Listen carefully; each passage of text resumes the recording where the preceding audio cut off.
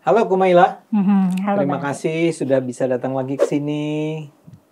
Kan udah 2 minggu ya nggak ke sini. Iya, dengan senang hati Bang Ade. Agak sombong dia 2 minggu nggak ke sini-sini. Oke. Ya jadi hari ini saya ingin bicara tentang vasektomi ya. Mungkin Kumaila juga pasti dengar lah ya bahwa Kang Deddy Mulyadi, gubernurnya Jawa Barat, ini bikin lagi kebijakan yang out of the box ya. Dia itu mensyaratkan pria-pria di Jawa Barat ya yang membutuhkan bansos ya untuk vasektomi. Jadi baru kalau dia sudah vasektomi dia bisa dapat bansos. Kalau dia nggak pakai vasektomi nggak bisa bansos. Berarti sasarannya keluarga miskin gitu ya? Keluarga menengah ke bawah Keluarga yang menengah. butuh bansos lah ya. Nah, kemarin itu beberapa hari yang lalu lah ya, saya hadir dalam sebuah talk show di salah satu stasiun televisi di mana saya diminta pendapatnya mengenai what do you think tentang vasektomi gitu ya dalam acara itu. Nah, saya mengatakan bahwa saya dukung tuh vasektomi dan saya pikir itu memang harus jadi policy pemerintah ya. Jadi saya dukung Kang Deddy Mulyadi lah ya. Tiba-tiba ada suara dari wakil dari Majelis Ulama Indonesia yang mengatakan, oh nggak bisa, di dalam Islam itu udah jelas dilarang, itu haram namanya vasektomi ya. Dan menurut dia sebenarnya mayoritas ulama di dunia itu juga mengharamkan vasektomi.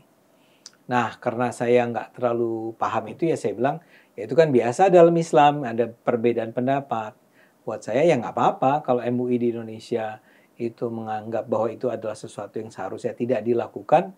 Tapi kan itu kan pendapat MUI, pendapat ulama-ulama MUI. Sementara saya dan banyak orang lainnya, Kang Deddy misalnya kan juga Islam kan ya, itu menganggap bahwa justru itu bagus, justru itu seharusnya dilakukan. Nah, Kumaila ini kan adalah orang yang belajar Islam ya, bahkan studi tentang tafsir ya, Al-Quran ya, kemudian juga adalah seorang perempuan ya, yang artinya terkenal langsung nih dengan policy ini. Saya ingin meminta pendapatmu nih ya dari apa yang kamu ketahui, bagaimana kita menyikapi cara pandang bahwa vasektomi itu adalah sesuatu yang haram dalam Islam, atau bahkan nggak usah dalam Islam lah, itu adalah sesuatu yang sebaiknya tidak dilakukan. Sebelum aku masuk, aku mau nanya dulu dong ke Bang Ade. Kenapa Bang Ade mendukung policy vasektomi? Karena vasektomi itu adalah metode keluarga berencana yang paling efektif. Kalau buat cowok tuh kan cuma ada 3 pilihan ya kalau tidak salah. Pertama, menggunakan pengaman kondom. Kedua adalah ada yang namanya apa istilahnya ya, yang jadi ketika penetrasi itu tidak dicabut ya? Dicabut. Ketika sebelum ejakulasi dicabut? Sebelum ejakulasi dicabut. Saya lupa tuh namanya ya. Kalau di fikih, kalau di Islam azl namanya. Ada ya? Dalam Islam ada? Ada. Azl. Ya. Ya itu. Ya buat penonton mudah-mudahan tahu. Aku tahu itu, coitus interruptus. Coitus interruptus. Diinterupsi jadi coitusnya. Nggak sampai terjadi coitus. Itu 2. Ketiga adalah vasektomi. Nah, coitus interruptus paling bermasalah. Artinya paling tidak bisa dijamin keberhasilannya. Karena seringkali belum sempat terinterupsi sudah keluar spermanya misalnya. Kondom ya ada persoalan pakainya benar atau enggak, atau kualitas kondomnya bagus atau enggak dan segala macam. Kalau yang paling menjamin, yang 90 sekian persen itu pasti bisa mencegah kelahiran adalah vasektomi. Dan menurut saya fair aja mereka yang berharap memperoleh bansos, bantuan dari pemerintah, ya dia harus mengatur tentang perilaku seksualnya gitu ya, atau membatasi kelahiran anaknya supaya nggak jadi beban buat semua pihak kan. Jadi saya pikir itu pilihan yang paling make sense, paling masuk akal. Itu pendapat saya ya. Gitu. Masalah vasektomi ini kan kalau dalam keislaman ini kan termasuk masalah yang kontemporer. Nah biasanya kalau masalah yang kontemporer itu memang jadi perdebatan. Dan betul banyak mayoritas ulama mengharamkan. Karena dianggapnya itu semacam melawan takdir. Melawan takdir? Iya, jadi kan Tuhan, kan ada ayat di Quran, Tuhan itu menganugerahkan kita kemampuan beranak gitu. Kita bisa melahirkan anak laki-laki dan perempuan. Nah, ketika kita melakukan tindakan vasektomi, itu kita seperti mengingkari berkah gitu. Ya, kita sudah diberkahi, kita diberkahi dengan kemampuan untuk menghasilkan keturunan, tapi berkah itu kita sabotase gitu. Ya, itu paham. Anggapannya begitu. Dan sebelum masalah vasektomi ini kan awal-awal ada KB, kalau Bang Ade aware, itu juga sempat diharamkan. Dan jadi di satu sisi ada kampanye KB, kampanye keluarga berencana perempuan diharapkan untuk pakai pil KB atau metode-metode yang lain. Sementara itu dari sisi pemuka agama yang fundamental, mereka mendakwahkan KB itu haram dengan alasan itu. Sampai sekarang nggak sih? Sekarang aku nggak dengar lagi sih KB haram. Mungkin karena edukasinya udah nyampe. Perempuan tuh kalau di rumah sakit ibu dan anak atau dokter-dokter kandungan itu kayaknya sudah sering memberikan edukasi soal pentingnya kontrasepsi gitu. Jadi biasanya kalau ibu-ibu yang habis melahirkan, biasanya langsung ditawarin opsi untuk ambil kontrasepsi. Mau pakai apa gitu, atau mau pakai pil, suntik, atau di rumah sakit ya? Di rumah sakit biasanya langsung ditawarin gitu. Dan dikasih tahu juga, misalnya ini efek sampingnya apa, ini maintenance-nya gimana dan lain sebagainya gitu. Jadi perempuan pada umumnya gitu yang menggunakan akses healthcare biasanya pasti terpapar tentang edukasi kontrasepsi ya. Nah, aku kira kenapa vasektomi ini mengejutkan, mengagetkan karena mungkin laki-laki tidak terbiasa mendapatkan edukasi tentang kontrasepsi gitu. Kayak kaget aja gitu suruh vasektomi. Mungkin ya. Tapi kalau misalnya mau ngomongin pas zaman Nabi. Nah ini oke. Nanti kita ngomongin soal kaget lah itu ya. Saya tidak terima ini. Enggak. Saya ngerti. Tapi kembali ke Islam dulu nih. Nah, Islam sendiri gimana? Waktu zaman Nabi sebenarnya metode kontrasepsi udah ada, yaitu coitus interruptus itu. Tapi Nabi nggak memerintahkan. Jadi ada hadisnya tuh bunyinya sahabat bercerita gitu. Hadis itu kan artinya literally cerita. Bercerita kalau Nabi tuh tahu kita melakukan azal dan Nabi no comment. Jadi kalau misalnya Nabi nggak melarang ya berarti nggak apa-apa. Nah, kemudian ada juga kan menyusui ya. Dalam Islam kan. Jadi azal itu sudah dilakukan dan dia tidak punya komentar apapun mengenai itu. Dan artinya orang menyimpulkan artinya boleh. Okay. Dan udah gitu kan dalam Islam diperintahkan untuk menyusui selama 2 tahun ya. Menyusui itu kan kayak kontrasepsi alami. Kalau biasanya perempuan yang menyusui itu kesuburannya berkurang. Meskipun ya ada juga yang tetap hamil ketika lagi menyusui ya. Dan makanya waktu lagi zaman Nabi itu kalau perempuan mau punya anak, mau langsung cepet hamil lagi, dia nggak menyusui anaknya. Anaknya tuh disusuin sama ibu susu. Jadi ada ibu susu tuh yang berkarir sebagai ibu susu tuh ada. Nabi Muhammad memang pakai ibu susu kan? Iya. Dan itu biasa terutama di kalangan perempuan-perempuan yang bangsawannya lah gitu. Mereka pengen punya anak banyak gitu. Karena anak banyak itu kan kayak simbol kemakmuran ya. Pengen punya anak banyak, tapi kan kalau dia menyusui nanti jadi nggak subur gitu. Jadi 2 tahun itu lah paling tidak. Jadi disusuin orang. Nah dalam Islam kan dianjurkan untuk menyusui 2 tahun. Itu ada mufasir yang bilang itu adalah isyarat untuk menjaga jarak kelahiran. Gitu. Jadi sebenarnya sih bukan menjaga jarak kehamilan atau menyetop kelahiran itu tidak secara eksplisit dilarang sih. Gitu. Jadi nggak ada ya? Nggak ada. Pembatasan kelahiran itu tidak disuruh tapi juga tidak dilarang. Oh iya, aku pengen mention juga soal di Quran itu ada ayat yang bunyinya ada 2 kali disebut janganlah bunuh anak-anakmu khasyata imlak gitu karena takut miskin. Tapi ini konteksnya ngebunuh ngebunuh anak ini karena hadis takut miskin. Enggak, Quran. Di Quran ada 2 tempat yang menyatakan begitu. Tapi jadi kalau keluarga miskin ini, terutama kalau anaknya perempuan, biasanya dianggap beban, terus jadi dibunuh aja. Di masa itu ya. Tapi sebenarnya tanpa dibunuh juga, tingkat survivability bayi gitu, infant mortal rate itu tinggi di zaman Nabi, terutama kalau masuk musim dingin, dan food scarcity itu kan rentan ya di tempat kering tuh rentan. Jadi memang angka kematian bayi dan kematian anak kecil tuh tinggi. Termasuk anaknya Nabi kan pernah meninggal waktu masih umur 1 tahun atau 2 tahun. Oke. Dan aku ini memang tidak, maksudnya bukan penafsirannya, tapi aku jadi menghubungkan bahwa salah satu cara tidak membunuh anak justru dengan tidak melahirkan ketika kita dalam kondisi berkekurangan, karena anaknya jadi nggak dapat makan gitu, nggak dapat kehangatan gitu. Itu terjadi tapi. Jadi terjadi di zaman Nabi biasanya. Dia mencegah jangan sampai melahirkan. Enggak, ini bisa jadi penafsiran aku. Bahwa jangan membunuh anak-anak karena takut miskin, itu salah satunya dengan jangan melahirkan gitu. Oke. Ketika dalam keadaan berkekurangan jangan melahirkan. Gitu. Oke.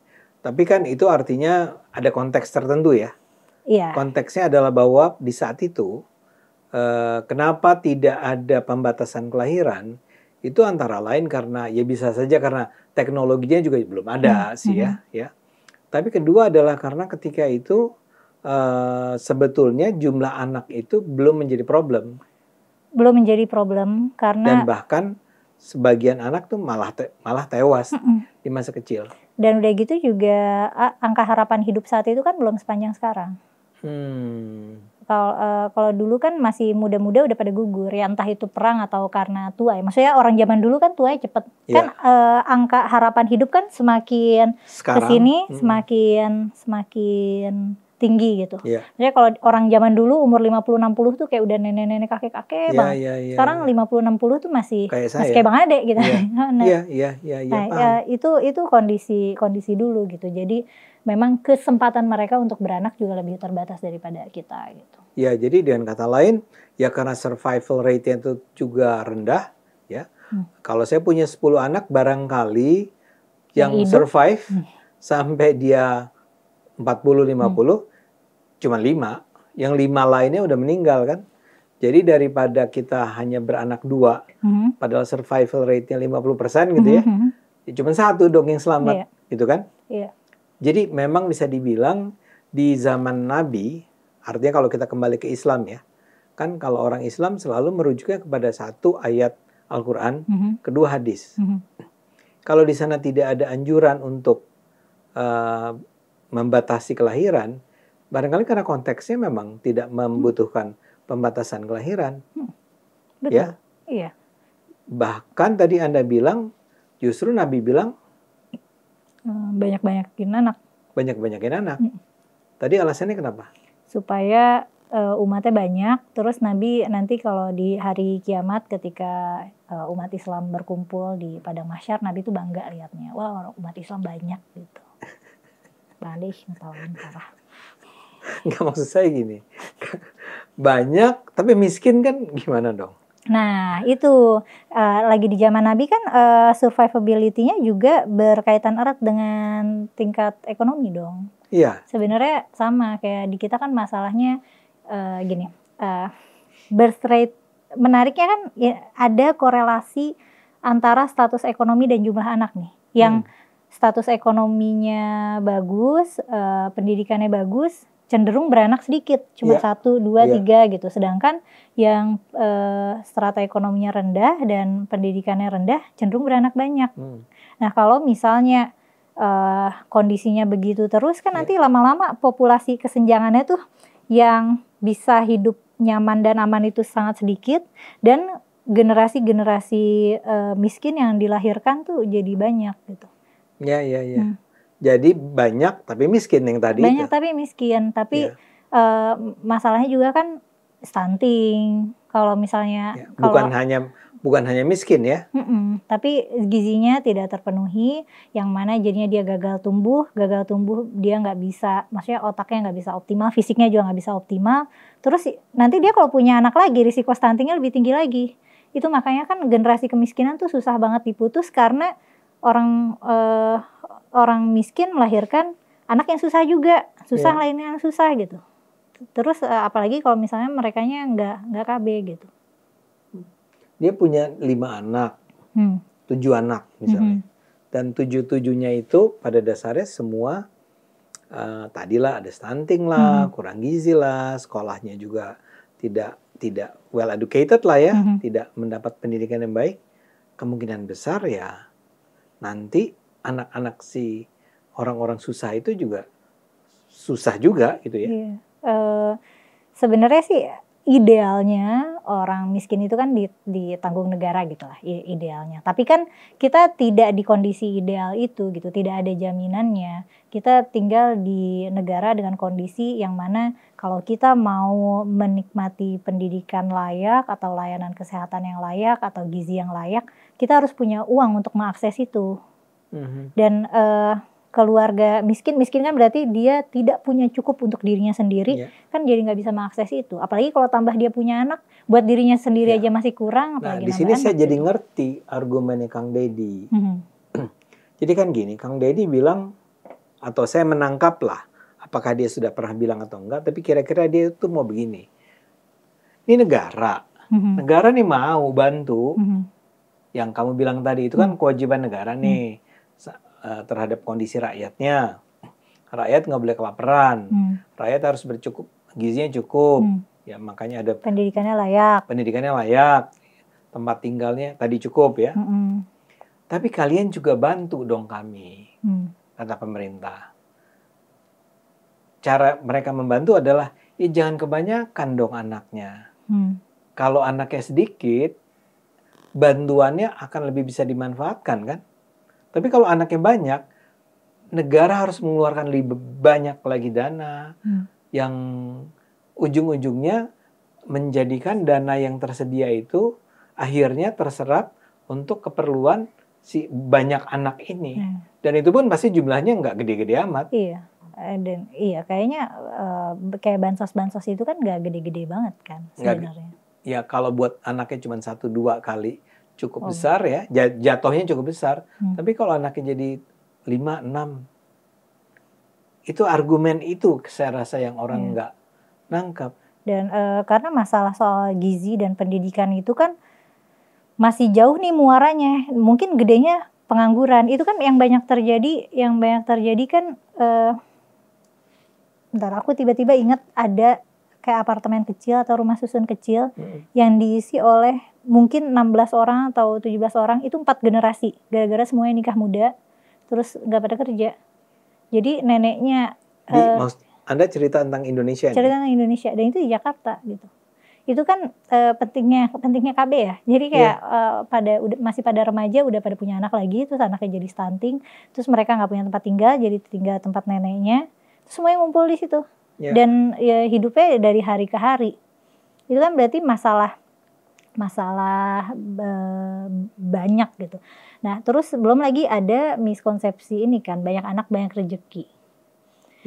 Nah, ini banyak anak banyak rezeki itu datangnya dari agama nggak sih konsep itu? Dengan nuansa. Ada nggak rujukan agamanya? Misalnya di Quran dikatakan bahwa banyak anak banyak rezeki.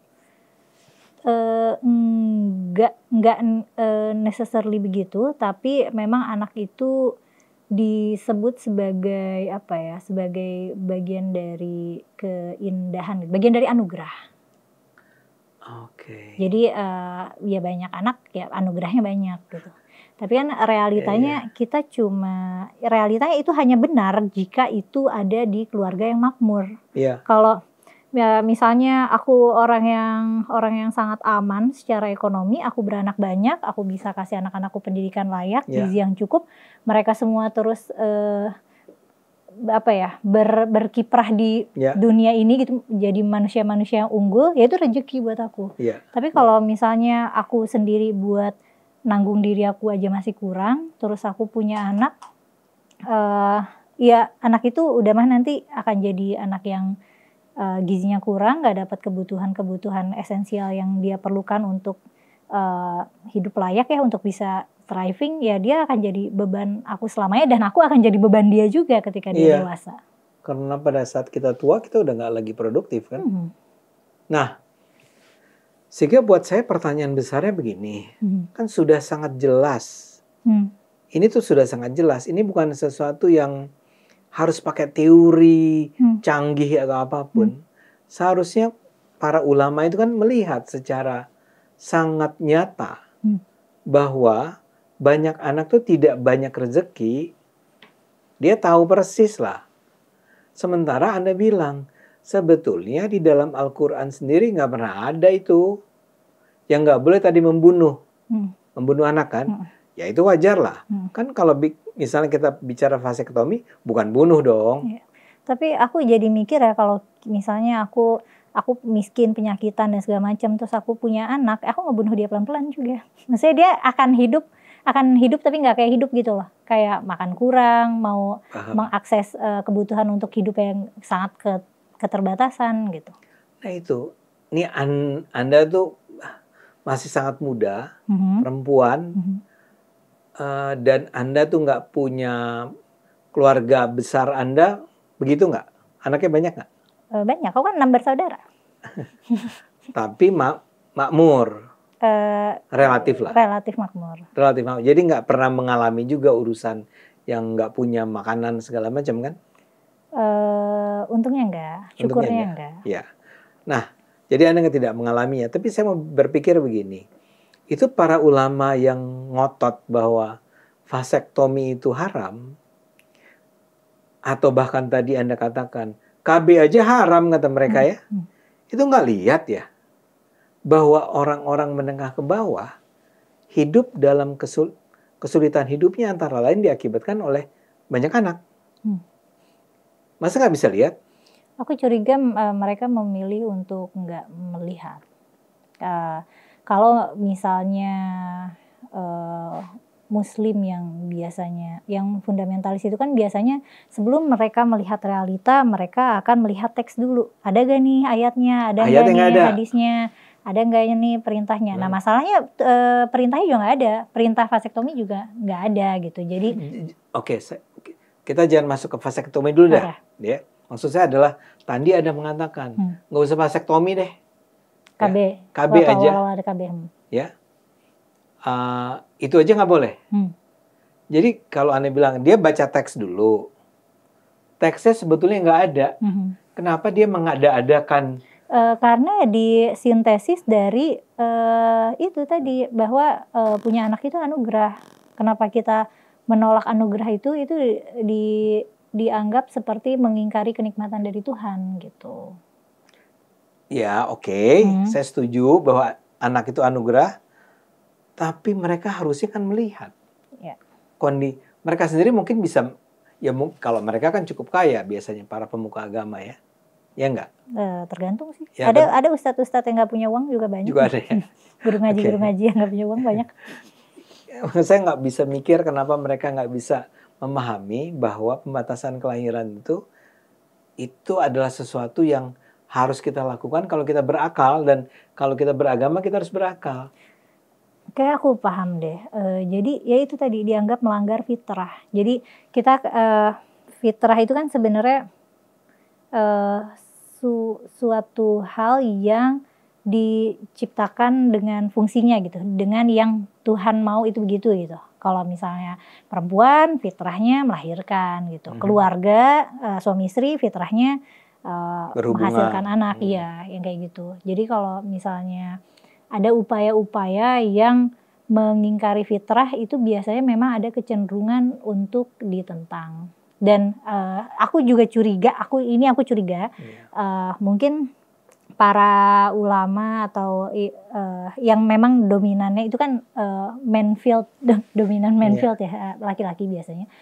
mungkin merasa haknya tuh dilanggar, hak ketubuhannya tuh dibatasi gitu. Masa gue punya kemampuan untuk punya benih untuk jadi anak, masa harus dihilangin gitu kemampuan itu gitu. Selama ini tapi perempuan sudah melakukan ya kan. Jadi misalnya tadi ya, pria itu cuma punya 3 pilihan. Oke. Ada kondom, ada vasektomi, ada coitus interruptus. Oke. Perempuan tuh banyak banget. Dari pil, ada suntik, ada spiral IUD, bla bla bla bla. Itu diterima tapi kan sekarang. Sekarang secara umum diterima. Menurut aku edukasinya berhasil, dan perempuan tuh lebih eager karena dia yang terdampak duluan. Betul, persis. Kalau misalnya nggak sengaja kecelakaan hamil, kan yang nanggung konsekuensinya paling besar kan perempuan, harus hamil, melahirkan, menyusui, belum lagi kayak hormonnya berubah, terus emosinya berubah, moodnya berubah, udah gitu badannya berubah, kayak mahal sekali ongkos yang harus dikeluarkan dari kecelakaan itu gitu. Jadi makanya perempuan tuh lebih punya kesadaran untuk mau kontrasepsi. Oke. Nah, itu kan edukasi, keberhasilan edukasi terhadap perempuannya. Ya. Tapi artinya kalau memang tadi Anda katakan harusnya kita melihat anak itu sebagai berkah. Enggak, bukan aku yang bilang. Ya, maksudnya ajaran agama itu atau para ulama itu. Harusnya para ulama itu juga ngotot dong. Oh, nggak bisa. Itu memang barangkali perempuan-perempuan itu merasa bahwa itu adalah beban. Tapi harusnya mereka nggak mau dong membatasi kelahiran. Ngerti nggak maksud saya? Iya, ngerti. Harusnya kan begitu. Tapi sekarang mereka udah terima. Udah diokein. Kan pertanyaan saya kepada para ulama itu gini. Jadi boleh nggak sih? Nih ibu-ibu ini sekarang pakai IUD, dia pakai ini, dia pakai spiral, dia melakukan ini. Jadi boleh nggak sih? Terus ada lagi laki-laki, dia pakai kondom, kan juga membatasi kelahiran. Boleh nggak sih? Ketika dia bilang boleh, sekarang saya tanya, kenapa vasektomi jadi nggak boleh? Ya memang kira-kira menurut Anda jawabannya apa? Kenapa kondom boleh, kenapa vasektomi nggak boleh? Karena itu menurut asumsiku, laki-laki takut hak ketubuhannya kok diatur gitu. Perempuan udah diatur sejak berapa juta tahun yang lalu. Iya. Dan perempuan kebanyakan sekarang mau untuk volunteer itu ya karena dampaknya konsekuensinya sangat mahal di perempuan. Iya. Anda lihat betapa bahagianya perempuan yang ber-KB, yang bisa membatasi kelahirannya cuma 2 atau 3. Ya. Itu kan untuk kesejahteraan, karena perempuan yang teredukasi ya dia akan sadar membatasi angka kelahiran itu penting untuk kesejahteraan dirinya dan anaknya yang masih bayi. Dan keluarganya dan suaminya juga dan seterusnya kan. Betul. Kenapa logika yang sama tidak digunakan ketika sekarang kita bilang, tahu nggak, dari ini semua yang paling efektif adalah vasektomi. Si perempuan yang nggak usah macam-macam pakai spiral, bla bla bla. Kalian nggak usah pakai kondom, tapi kalian kaum pria ini vasektomi. Dan vasektomi itu jangan pernah dianggap sebagai akan mengurangi keperkasaan laki-laki. Iya, padahal vasektomi itu metode yang sangat bagus. Sangat bagus. Di laki-laki nggak ada efek yang yang agak permanen kayak ke perempuan gitu. Tidak ada. Paling tidak apa yang saya baca ya. Dan apa kata dokter. Kalau gitu saya percaya sama siapa kalau saya nggak percaya sama dokter. Dokter tuh bilang, vasektomi itu nggak ada pengaruhnya, Mas. Ya. Cuma ya udah jadi nggak bisa punya anak aja. Nggak bisa punya anak aja. Sedangkan kontrasepsi perempuan tuh banyak side effect-nya. Persis. Kan udah tersiar kabar mengenai itu. Iya. Menurut aku ini kayak ini aja sih masih baru aja, masih memproses. Kalau misalnya ada jangan ada orang nih, anggaplah aku berada dalam rumah tangga di mana kita sepakat untuk nggak mau punya anak lagi atau membatasi menjeda kelahiran. Kalau misalnya suamiku memutuskan untuk vasektomi, aku akan merasa senang sekali. Udah kamu nggak usah KB, aku aja yang vasektomi gitu. Kata dia. Misalnya, itu aku akan merasa senang sekali. Aku akan merasa dimanja dan disayang gitu. Karena dia yang kerja, jadi maksudnya dia yang melakukan pencegahan. Pencegahan, ya. Memang sejak saat itu dia harus tahu dia nggak akan punya anak lagi. Tapi kalau misalnya dia nggak mau vasektomi, aku pun akan punya kesadaran untuk KB-in diri aku gitu. Itulah yang lebih sering terjadi. Perempuan-perempuan harus sacrifice themselves, mengorbankan diri mereka demi kenikmatan laki-laki. Dan makanya, dan sebetulnya di sisi lain nih, nggak ada juga kenikmatan yang dirampas dari laki-laki. Iya sebenarnya. Wong dia vasektomi, dia tetap bisa melakukan hubungan. Cuma prosedur aja. Dan sebenarnya kan ya kalau yang Kang Deddy Mulyadi itu, yang vasektomi kan syaratnya harus sudah punya anak minimal 2. Oh gitu? Iya. Kalau belum punya anak? Biasanya disarankan nggak boleh vasektomi. Oke. Jadi sebenarnya bahkan sebetulnya ada ini ya, kamu jangan sampai nggak punya anak, nggak child free nih, ya. Ini baru nikah nih, ya jangan dulu dong vasektomi, nanti dulu. Udah punya 2 anak baru. Wow, ini penonton harus tahu ini, ya. Oh ini itu Kang Deddy atau peraturan? Iya itu kok apa namanya? Aku nggak tahu itu peraturan rumah sakit atau Kang Deddy ya. Cuman kan sekarang semua orang ngomongin vasektomi. Nah terus ada yang bilang gitu. Sebenarnya prosedur vasektomi juga cuma diperbolehkan kalau udah punya anak 2 gitu. Oke. Kalau belum punya anak jadi nggak boleh. Tidak disarankan mungkin. Tidak disarankan. Ya itu artinya sudah sangat udah sangat toleran. Sudah sangat toleran, mempertimbangkan segala hal. Ya. Jadi buat saya nih ketika ada para ulama yang bilang itu mutlak haram. Di mana haramnya? Dalam apa ya? Aku melihat tradisi keislaman itu memang mungkin karena ulama-ulamanya didominasi laki-laki, jadi tidak terlalu ramah pada hal-hal yang berkaitan dengan hak perempuan gitu. Bisa jadi karena nggak ada perwakilan perempuan di situ gitu, yang nggak banyak gitu. Representasinya. Tapi kembali ke pertanyaan tadi. Pertanyaan tadi adalah apa salahnya pria-pria vasektomi? Ya itu Bang Adi nggak bisa nanya ke aku karena aku perempuan. Saya aja nggak ngerti kenapa. Saya laki-laki nih. Saya udah dikasih jaminan bahwa kalau lo vasektomi, tetap semua aktivitas seksual Anda tidak akan terganggu. Dan tetap mereka ngotot bahwa itu nggak boleh. Padahal pakai kondom boleh. Padahal IUD boleh. Padahal dan seterusnya. Dan ini untuk kepentingan masyarakat kan? Iya, maksudnya pertama kepentingan dirinya sendiri, kemudian keluarganya, istrinya, yang mana nanti keturunan-keturunannya atau ya orang sekitarnya akhirnya terdampak. Ketika kita susah kan sebenarnya yang terdampak bukan cuma kita doang, orang sekitar kita juga. Kalau misalnya anggaplah aku tuh berkecukupan, tapi keluargaku tidak. Anggaplah misalnya aku punya saudara-saudara yang nikah muda atau mereka butuh lah. Terus aku sebagai anggota keluarga jadi apa boleh buat bantu mereka. Dan karena mereka kurang, aku bantu mereka, aku jadi kurang juga. Iya. Itu kan yang terjadi. Sebenarnya ketika kita hidup susah, kita tuh pasti nyusahin orang gitu. Dan yang bakal kesusahan tuh justru orang-orang terdekat kita yang sayang sama kita. Ya. Jadi di acara ini saya mau meminta nih, para ulama jelasin dong, kenapa kalian mengatakan vasektomi itu dilarang. Dan kalau Anda adalah penonton yang punya pendapat, juga sampaikan deh di komentar. Ceritakan kenapa para pria itu sebaiknya dilarang vasektomi. Saya termasuk, saya rasa Kumela juga ya, menyarankan atau mensupport lah. Ketika itu dibutuhkan, ya. Karena dibutuhkan kan. Karena ya tadi, kalau orang menengah ke atas memang nggak butuh bansos, jadi nggak apa-apa. Tapi kalau menengah ke bawah udah butuh bansos, masih juga nggak pakai vasektomi, anaknya bisa, kalau ceritanya Kang Deddy, dia ketemu dengan sebuah keluarga yang anaknya 11. Oke, tapi kesusahan. Ya susah. Terus nggak mau KB. Dan alasannya apa? Nggak tahu. Mungkin agama. Saya nggak tahu. Saya nggak tahu.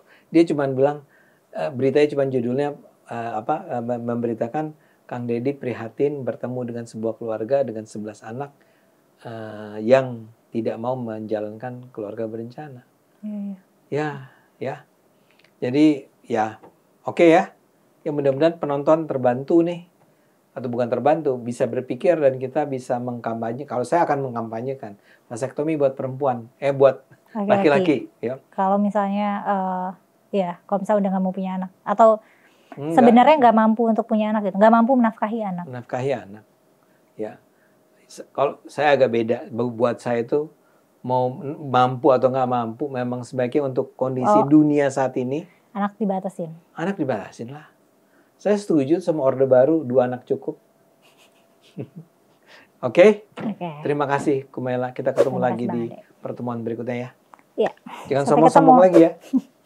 Siap. Terima kasih penonton. Kita ketemu di episode diskusi kita selanjutnya. Ya.